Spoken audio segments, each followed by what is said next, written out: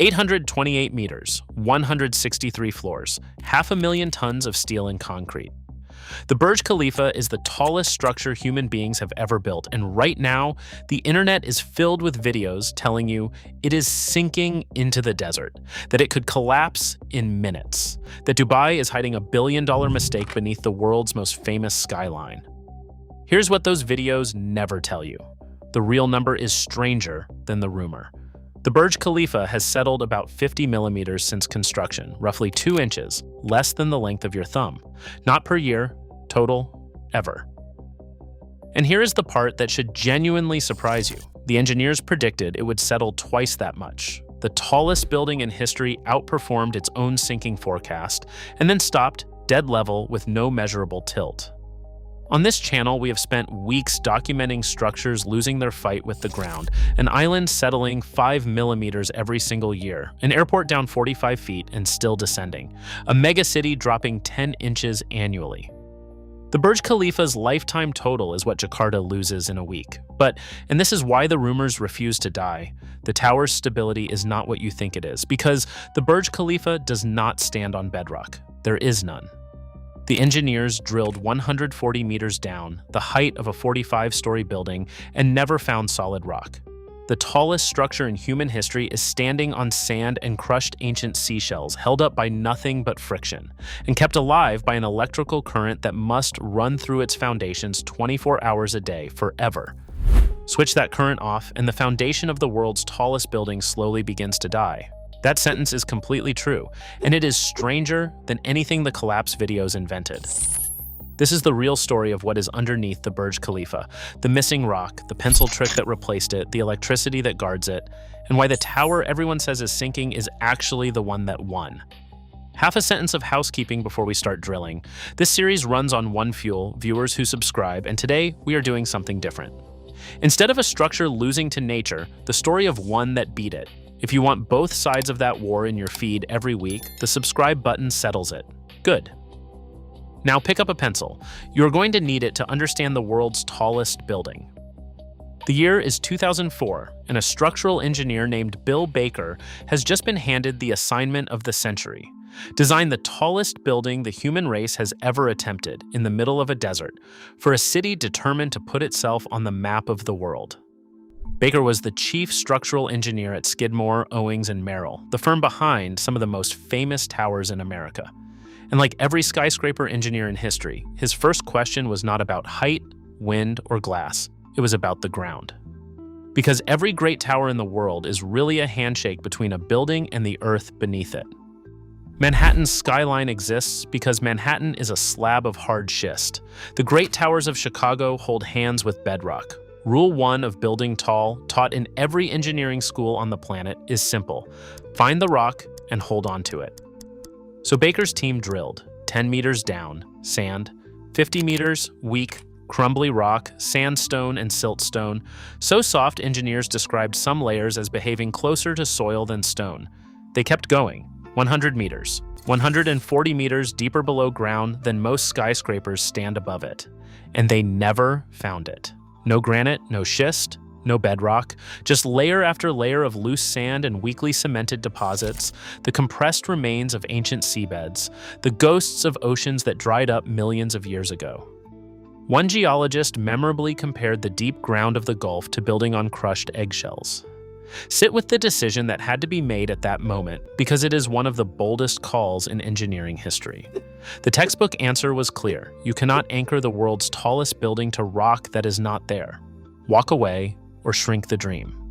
Any conservative firm might have done exactly that, and the entire modern skyline of Dubai, a city built on the same rockless ground, hung on the answer. Baker's team gave a different one. If the earth would not offer a handhold, they would manufacture grip out of the one thing the ground had in unlimited supply: friction. And to understand the trick, you genuinely can use the pencil in your hand. Push it slowly into dry sand at the beach. The first few centimeters slide in easily, but the deeper it goes, the harder it fights you, until it will not move at all. You never hit rock. What stopped you is the sand itself, gripping the sides of the pencil, squeezing harder as the pressure around it grows. Multiply the pencil's surface, and you multiply the grip. So beneath the Burj Khalifa, they built a forest of pencils, 192 concrete piles, each 1.5 meters wide, driven roughly 50 meters into the ground. Individually, each pile can carry around 3,000 tons on friction alone, an astonishing figure for a column gripping nothing but sand. Together, the system was engineered to hold far more than the 500,000-ton tower would ever ask of it, with the margin of safety stacked on top. The drilling itself was a nightmare. The moment soil came out of each shaft, salty groundwater rushed in and collapsed the hole, so crews pumped dense drilling fluid down to hold the walls open while steel and concrete went in. 2 full years just for the foundation. The tallest building in history would stand on the beach pencil trick, executed 192 times perfectly. And buried in the budget was a number that tells you how seriously they took the invisible part. The foundation alone consumed a sum comparable to the entire construction cost of the Empire State Building. The friction problem was solved, but Bill Baker's team knew that holding the weight was only half the war, because the ground of the Gulf hides a second enemy, and this one does not push. It eats. Dubai sits beside one of the saltiest major bodies of water on Earth, and that salt does not stay in the sea. The groundwater beneath the entire city is brine, aggressive, corrosive, and everywhere, soaking the exact sand those 192 piles are gripping. And inside every one of those piles runs the steel reinforcement that gives them their strength. Saltwater versus buried steel is one of the oldest and most one-sided fights in engineering. Regular viewers of this channel have seen how it ends. It is the same chemistry that ate the rebar at Marina City in Chicago, the same corrosion creeping into Miami's beachfront towers, the same rot that brought down Champlain Towers in Surfside. Salt reaches steel. Steel rusts. Rust expands and cracks the concrete around it. Slowly, invisibly from the inside, the foundation dies, and no one sees it until the strength is already gone. Left unprotected, the steel inside the Burj Khalifa's piles would have started that death march within decades. The margin of the friction system would quietly erode pile by pile, deep below a tower that 500,000 people walk past every week. So the engineers installed something most visitors to Dubai have never heard of, and it might be the single most remarkable fact about the building. The foundation of the Burj Khalifa is electrified. It is called a cathodic protection system, and the principle is elegant. Corrosion is, at its heart, an electrical process. Rust forms as steel gives up electrons to the salty water around it. So the engineers reverse the transaction. A constant, carefully controlled electrical current flows through the foundation, feeding electrons onto the reinforcement steel, so it never has to surrender its own. Sacrificial titanium mesh anodes take the corrosion instead, degrading slowly on the steel's behalf, a bodyguard paid in metal. The system hums along invisibly beneath the plaza fountains 24 hours a day, every day for the design life of the tower. Now hold both halves of the machine in your head at once, because this is the true strange answer to what is underneath the world's tallest building. Friction carries the weight.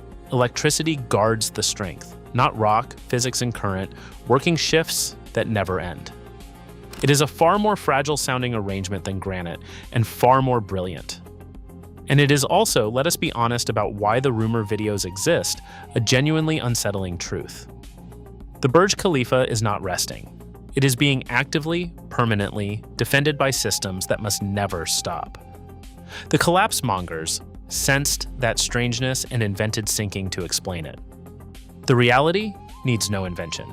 The tower's stability is not a state of being. It is an ongoing performance, and it has run flawlessly without an intermission for a decade and a half. There was one more opponent, and at 828 meters, it is the one that kills super tall designs on the drawing board: the wind. Regular viewers know the villain's name by now: vortex shedding, the rhythmic spinning eddies that peel off a tall building's sides and can shake it like a tuning fork if their rhythm ever matches the structure's own.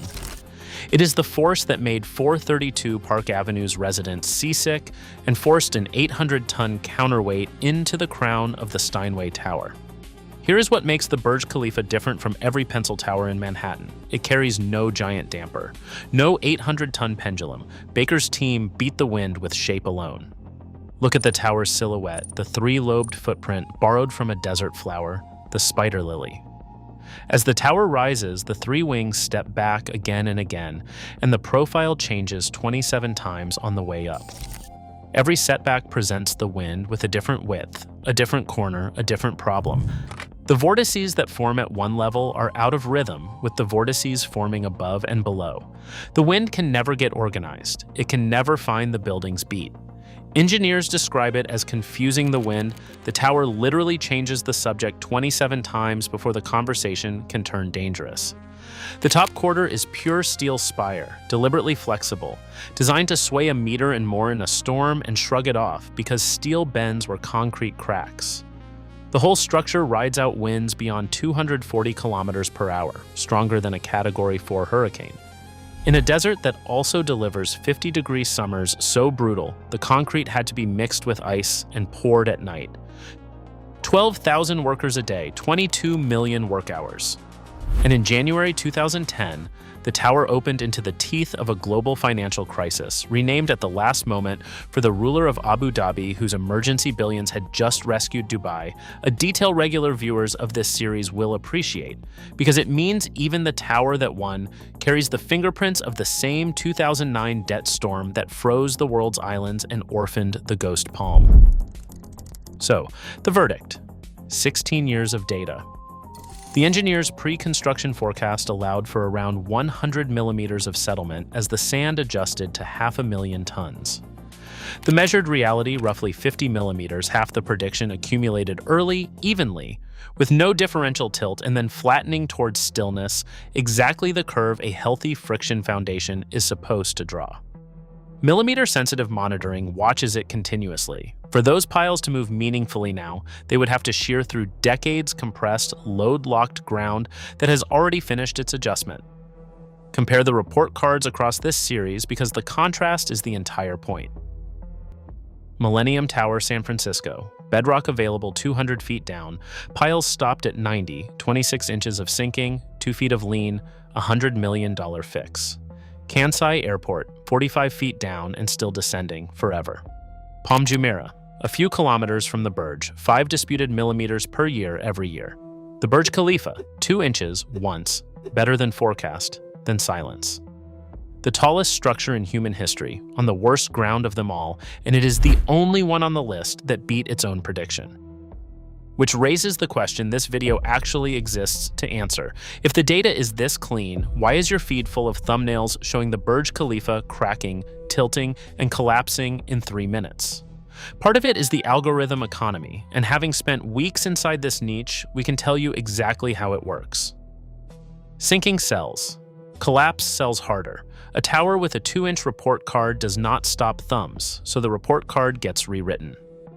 Add an image generated by AI of the skyline half buried in sand, borrow the urgency grammar of real disasters, and a fiction outperforms most facts for a weekend. Some of the biggest collapse videos about this tower invent structural crises no engineer has ever documented, a billion-dollar problem that appears in no filing, a 3-minute failure scenario presented as physics. We report on genuinely failing structures on this channel every week. We know what the documentation of a real crisis looks like. For the Burj Khalifa, it does not exist. But here is the more interesting half of the answer. The rumor survives because it is downstream of real, true, unsettling facts, just the wrong conclusions from them. It is true there is no bedrock. The false leap is that no bedrock means no foundation. It is true the tower stands on desert sand's ancient seabed. The false leap is that sand must swallow what it carries. It is true the foundation must be electrified forever. The false leap is that dependence equals fragility. And it is true, as this series has documented island by island, that Dubai's coastline hosts genuinely settling, genuinely eroding reclaimed ground, and that the developer's instinct there has too often been denial. The rumors about the tower borrow their plausibility from the coastline's real sins. The irony is exquisite. The Burj Khalifa, the One Dubai project with published physics, transparent monitoring, and a better-than-forecast report card, pays the reputational bill for the artificial island sinking a few kilometers away. And one more layer, the honest one. The rumor persists because the truth requires holding 2 ideas at once, and outrage only ever holds one. The tower is a triumph, and the triumph is conditional. It stands because friction is maintained, current flows, monitoring runs, and money never stops arriving. Every structure in this series taught the same law from the losing side. Nature extends unlimited credit and always collects.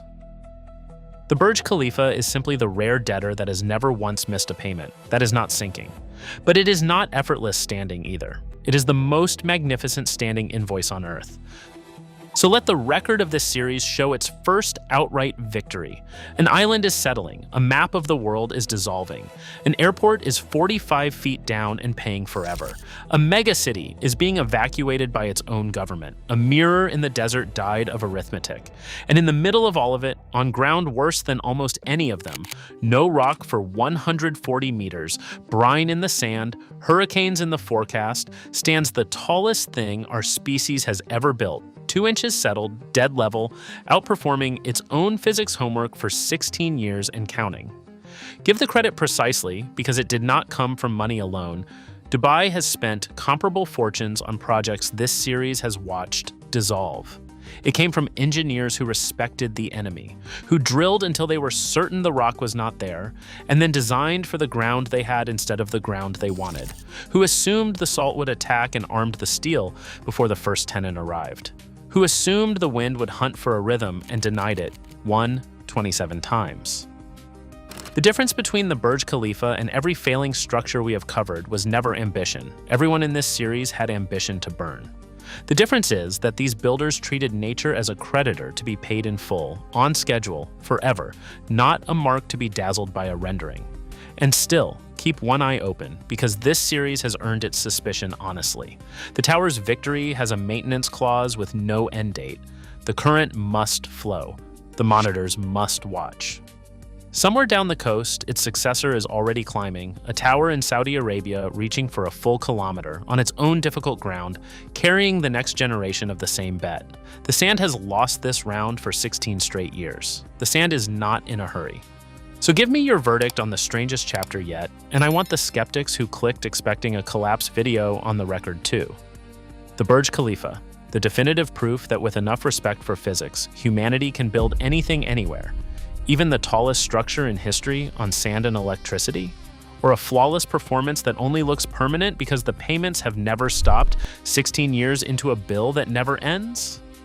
And answer the question the fake thumbnails never dare ask honestly, knowing exactly what is and is not beneath it. The missing rock, the gripping sand, the current that must never switch off. Would you stand on the observation deck 124 floors up tomorrow? The comments are open. Every answer gets read. And since you stayed to the end, let me leave you with the details the collapse video factories will never tell you, because finding them requires actually studying this tower, and studying was never their business model. The Burj Khalifa drinks its own sweat. 800 meters of air conditioning in desert humidity produces staggering amounts of condensation, and instead of letting it drip away, the engineers built a collection system that harvests millions of gallons of condensate water every single year, channeling it down the tower to irrigate the gardens at its base. The tallest building on Earth waters its own park with the moisture it pulls out of the desert sky. The glass skin you see in every photograph is roughly 26,000 individually cut panels, and cleaning them all is a job with no finish line. By the time the crews complete a full circuit of the tower, months have passed and it is time to begin again at the top. There are men whose entire career is washing one building forever, the window cleaning version of the foundation's electric current. Everything about this tower, from the steel below to the glass above, is a task that never ends. The spire alone, just the needle at the top, stands over 200 meters tall. Detached and placed on the ground, the tip of the Burj Khalifa would be one of the tallest skyscrapers in all of Europe. On a clear day, that spire is visible from 95 kilometers away, meaning the tower announces Dubai before you can see Dubai. And my personal favorite, the detail that sounds invented and is completely real. On the upper floors, you break your fast later during Ramadan. The tower is so tall that residents above the 80th floor can still see the sun after it has set at street level, so Dubai's clerics issued formal guidance that the higher you live, the longer you wait, by minutes, for your sunset. One building, tall enough to require its own religious timekeeping. The people who film cracked tower thumbnails never found any of this because reality, as this channel keeps discovering, outwrites fiction every single time you bother to check. Now, if this is your first video here, you have walked into the middle of a war and the rest of the story is waiting for you on screen and in the playlist called The Sinking World. You have just watched the one structure that is winning. The other chapters are the price of that lesson. Watch the $12 billion Palm Island a few kilometers from this tower, same city, same sand, opposite report card, where satellite surveyors measured the ground giving way and the developer went to war over 5 millimeters. Watch the 300 islands shaped like a map of the world dissolving back into the Gulf, their fate described in a courtroom. Watch Japan's $20 billion floating airport 45 feet down and publishing its own descent every December like the world's most honest patient. Watch the largest city in human history, 40 million people, being abandoned by its own government at 10 inches a year. And watch Saudi Arabia's Mirror City, the one project in this series that nature never even had to touch because arithmetic got there first. 5 stories, 1 law, nature extends unlimited credit and always collects. Tonight, you finally met the debtor that pays on time. And the story is not finished because the next payment is already being negotiated. Down the coast in Saudi Arabia, the successor is climbing right now. The Jeddah Tower, reaching for a full kilometer, a fifth taller than the Burj, on its own difficult ground, betting that everything Bill Baker's generation learned on the sand of Dubai can be stretched 200 meters further into the sky. Can the pencil trick hold at 1,000 meters? That investigation is coming to this channel, and if you are subscribed, it will find you the moment it lands. Until then, the current is flowing, the sand is holding, and somewhere beneath the fountains of Dubai, the world's tallest building just made another payment. See you in the next chapter.